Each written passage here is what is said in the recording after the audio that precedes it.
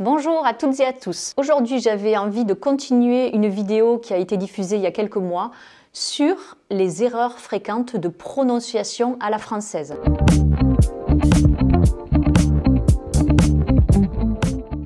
Alors, qu'est-ce qui se passe quand on fait ce type d'erreur? C'est-à-dire qu'on prend un mot qui vient du français souvent et on veut le dire en anglais et donc on va le prononcer avec nos codes de la prononciation à la française qui sont vraiment très spécifiques et qu'on retrouve dans peu d'autres langues. Donc là, c'est le même écueil que la traduction littérale, c'est-à-dire je pense à ma phrase en français et je la traduis littéralement en anglais, ce qui est voué forcément à l'échec.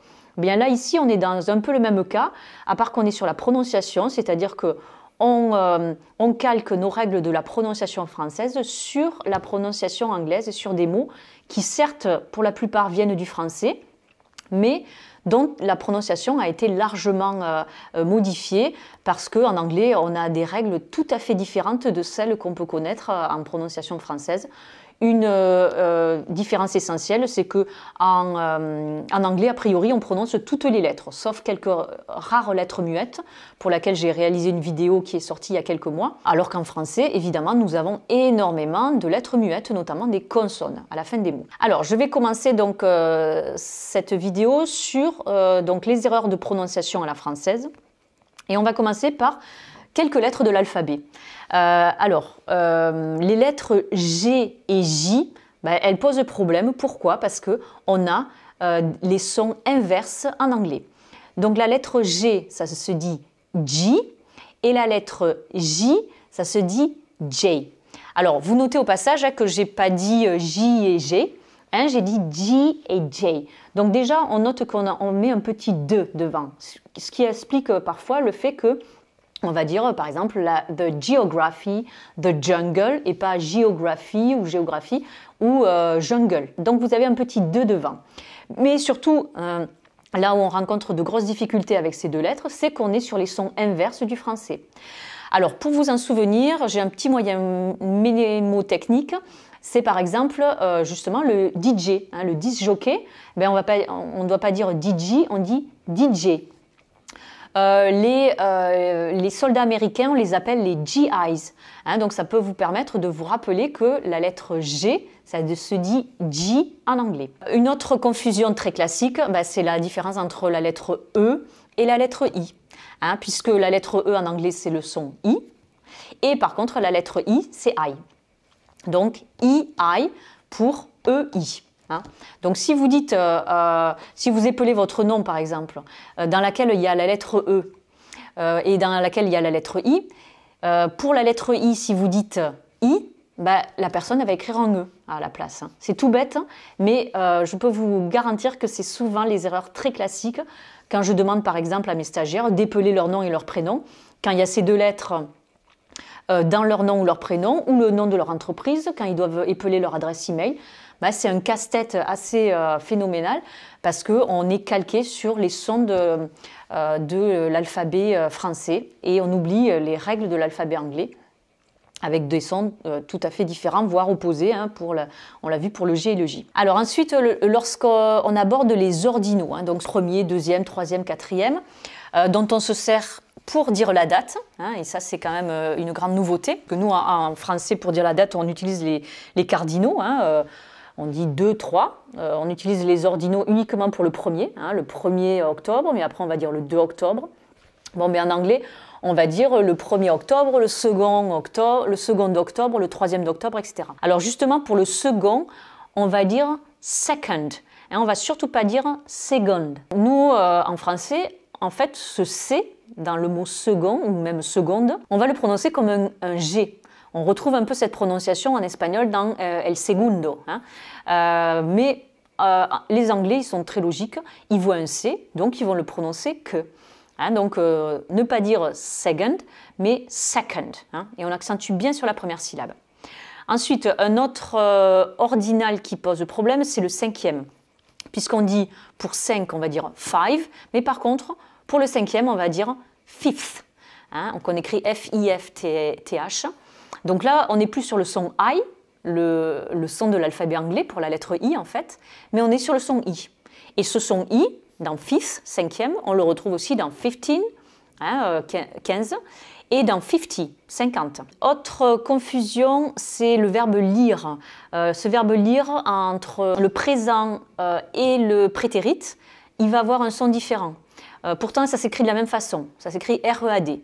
Donc, exemple, I read a lot of books. Je lis beaucoup de livres, donc ça c'est au présent. Et I read a lot of books last year. J'ai lu beaucoup de livres l'année dernière. Vous voyez que là, j'ai pas dit read, j'ai dit read. Donc, on le prononce un peu comme la couleur rouge. Attention entre ce qui est écrit et la façon dont on prononce. Donc, au présent simple, c'est read, et c'est la même chose à l'infinitif, to read. Mais par contre, quand on voit ce mot au prétérit, là, il faut faire le son « read ». Erreur fréquente de prononciation, c'est le mot « cœur » qu'on écrit H-E-A-R-T. Là, souvent, on dit hurt. Alors, hurt, c'est un autre mot, c'est H-U-R-T, et c'est faire du mal. Donc, pour dire, par exemple, tu me fais du mal au cœur, vous allez dire you hurt my heart. Donc là, vous voyez que dans heart, le cœur, ce EA, vous allez prononcer A. C'est un A un peu ouvert, mais certainement pas E, qui là est le son schwa. Je vous renvoie à des vidéos que j'ai réalisées sur le son schwa, le son le plus commun en anglais. Et ne pas confondre non plus hurt avec heard. Hurt, donc c'est le verbe to hurt, faire mal. Et heard, c'est le prétéritif irrégulier du verbe to hear, donc entendre. Autre confusion qu'on rencontre souvent dans la prononciation, c'est la différence entre le tche et le che. Exemple, je partage ma chaise avec mon ami. Je vais dire I share my chair with my friend. Donc share, c'est les lettres SH, donc ça fait le son che. Et chair, C-H-A-I-R, la chaise, c'est les lettres CH, mais là, en anglais, on les prononce tche. Donc là, je réaliserai une autre vidéo justement sur ces sons particuliers, où on voit que nous, quand on voit CH, en français, on fait le son che. Mais en anglais, c'est rarement le son che, c'est en général le son tche, donc comme si on avait un petit te devant, et c'est aussi parfois le son que. Par exemple, dans le mot architecture, l'architecture. Archive, les archives. On peut voir la même confusion entre le son che et le son tche dans la phrase I choose my shoes. I choose, donc là c'est CH et on va faire le son tche, choisir.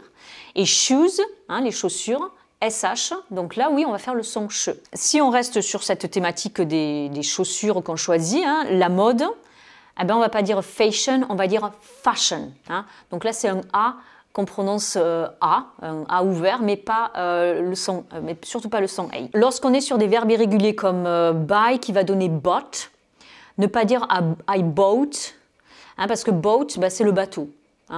Donc par exemple, j'ai acheté un bateau le printemps dernier, je vais dire I bought a boat last spring.